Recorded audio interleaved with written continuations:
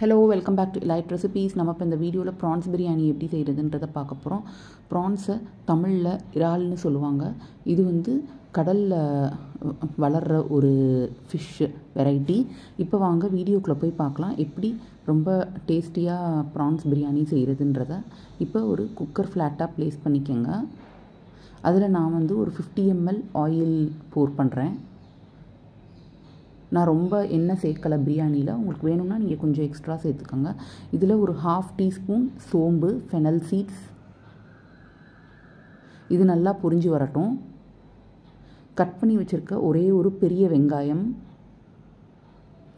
வெங்காயத்தை நல்லா வதக்கி விட்டுக்கோங்க. அப்போ தான் பிரியாணியில் சொதப்பு இல்லாமல் இருக்கும், நல்லா வாசமாகவும் இருக்கும்.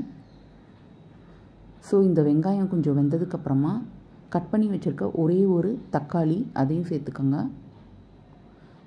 இந்த தக்காளி நல்லா சாஃப்டாக வெந்து வரட்டும். ஸோ இப்போ நான் கட் பண்ணி வச்சுருக்க மல்லி, புதினா, 5 பச்சை மிளகா இதை சேர்த்துக்கிறேன். மல்லியும் புதினாவும் சேர்த்தா ஒரு கையளவு வரணும், 5 பச்சை மிளகா. ஸோ இதையும் நல்லா கரண்டி போட்டு கிண்டிக்கங்க. இதுவும் நல்லா வதங்கி வரட்டும்.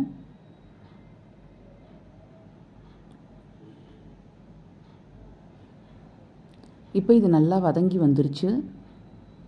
இப்போ இந்த ஸ்டேஜ் வந்ததுக்கப்புறமா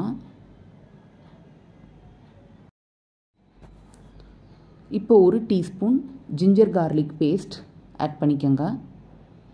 இதையும் நல்லா கரண்டி போட்டு கிண்டி இதோட பச்சை ஸ்மெல் போகிற வரைக்கும் வேக வச்சுக்கோங்க.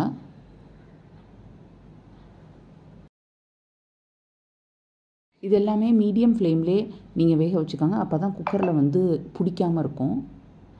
ஸோ இப்போ நான் வந்து 1/2 kg ப்ரான்ஸ் வாங்கினேன். இந்த 1/2 kg ப்ரான்ஸை நம்ம வந்து க்ளீன் பண்ணோன்னா கண்டிப்பாக வந்து 250 grams ஆஃப் ப்ரான்ஸ் தான் இருக்கும். 1/2 kg ப்ரான்ஸ் வாங்கியிருக்கேன். ஸோ இதை நல்லா க்ளீன் பண்ணிட்டோன்னா இது வந்து 250 grams ஆஃப் ப்ரான்ஸ் தான் வரும். இப்போ இதை நல்லா இதோட பச்சை ஸ்மெல் போகணும். ஸோ அதனால் இது ஒரு 5 minutes நல்லா சிம்லே வேகட்டும். இது 5 minutes சிம்மில் வெந்ததுக்கப்புறமா ஒரு டீஸ்பூன் பிரியாணி மசாலா பவுடர், இது நாங்கள் வந்து வீட்டில் அரைச்சது. நான் வந்து இது எப்படி அரைக்கணுன்றதை டிஸ்கிரிப்ஷன் பாக்ஸில் அட்டாச் பண்ணுறேன். இது ஒரு டீஸ்பூன் கறி மசாலா பவுடர். இந்த பவுடரும் எப்படி அரைக்கிறதுன்றதை நான் டிஸ்கிரிப்ஷன் பாக்ஸில் அட்டாச் பண்ணியிருக்கேன், போய் பார்த்துக்கோங்க. உங்கள்கிட்ட வந்து பிரியாணி மசாலா பவுடர், கறி மசாலா பவுடர் இல்லைன்னா நீங்கள் வீட்டில் வச்சுருக்க பவுடரை நீங்கள் உங்கள் வீட்டில் என்ன பவுடர் வச்சுருக்கீங்களோ அதை யூஸ் பண்ணிக்கலாம். பட்டை, கிராம்பெலாம் நீங்கள் சேர்த்துக்கலாம். ஸோ இப்போ லைட்டாக கொஞ்சமாக உப்பு சேர்த்துக்கோங்க. இந்த மசாலையில் அப்போ தான் நல்லா சாரும். பிரியாணி மசாலா பவுடர் நீங்கள் வந்து கடையில் கூட வாங்கிக்கலாம், பேக்கெட் விற்கிது. கறி மசாலாவும் வெளியில் பேக்கெட் விற்கிது, வாங்கிக்கலாம். இல்லைனா நீங்கள் வச்சுருக்க சில்லி பவுடரே சேர்த்துக்கலாம். இப்போ இதுக்கு வந்து ஸ்பைஸ் வந்து நான் க்ரீன் சில்லி 5 ஆட் பண்ணியிருக்கேன். கறி மசாலா பவுடர், பிரியாணி மசாலா பவுடர், இது 3 ஆட் பண்ணியிருக்கேன்.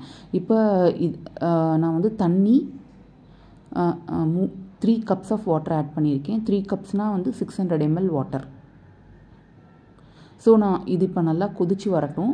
மீடியம் ஃப்ளேம்லேயே ஸ்லோவாக இது இப்போ நல்லா கொதிச்சு வரட்டும். இதுக்கு வேணுங்கிற அளவுக்கு கல்லுப்பு சேர்த்துக்கோங்க, சால்ட். ஸோ இப்போ ஒரு மூடியை போட்டு மூடி வச்சுருங்க. காஷியஸாக பார்த்துக்கோங்க, கொதித்து தண்ணி வேஸ்ட் ஆகிடாமல் இருக்கணும். ஸோ இது வந்து ஒரு கொதி நல்லா இந்த மாதிரி வரட்டும். ஸோ இப்போ நான் வந்து 200 ml கப்புக்கு 1 cup சீரக சம்பா ரைஸ் வந்து 10 minutes வாஷ் பண்ணிவிட்டு சோக் பண்ணியிருக்கேன். ஸோ அந்த ரைஸை இப்போ இதில் சேர்த்துருங்க. நான் சீரக சம்பா ரைஸ் சேர்த்துருக்கேன் 1 cup, 200 ml 1 cup. ஸோ அதுக்காக 600 ml வாட்டர் ஆட் பண்ணியிருக்கேன். நீங்கள் வந்து பாஸ்மதி ரைஸோ இல்லைனா உங்களுக்கு வேணுங்கிற ரைஸை நீங்கள் ஆட் பண்ணிக்கலாம் பிரியாணிக்கு. சீரக சம்பா ரைஸ் வந்து பிரியாணிக்கு நல்லாயிருக்கும். ஸோ இதில் நான் வந்து 30 ml கீ ஆட் பண்ணியிருக்கேன். ஸோ இதையும் ஒரு மிக்ஸ் பண்ணி விட்டுக்கோங்க.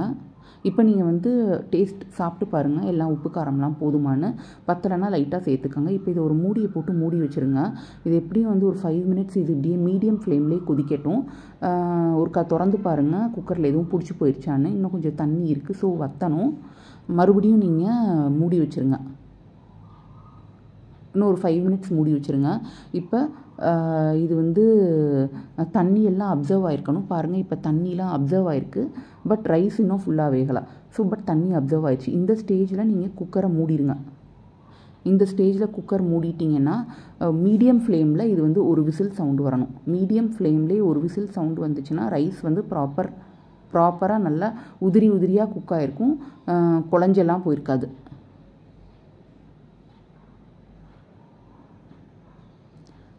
ஸோ பாருங்கள் இப்போ ப்ரான்ஸ் பிரியாணி ரொம்ப சூப்பராக வந்திருக்கு. இதுக்கு வந்து குக்கும்பர் ரைத்தா, ஆனியன் ரைத்தா, இல்லைனா வத்தல், அப்பளம் வச்சு சாப்பிட்டீங்க ஏன்னா ரொம்ப டேஸ்ட்டாக இருக்கும். நீங்களும் ட்ரை பண்ணி பாருங்கள். லைக் பண்ணுங்கள், சப்ஸ்கிரைப் பண்ணுங்கள், கமெண்ட் பண்ணுங்கள், ஷேர் பண்ணுங்கள் இந்த வீடியோவை.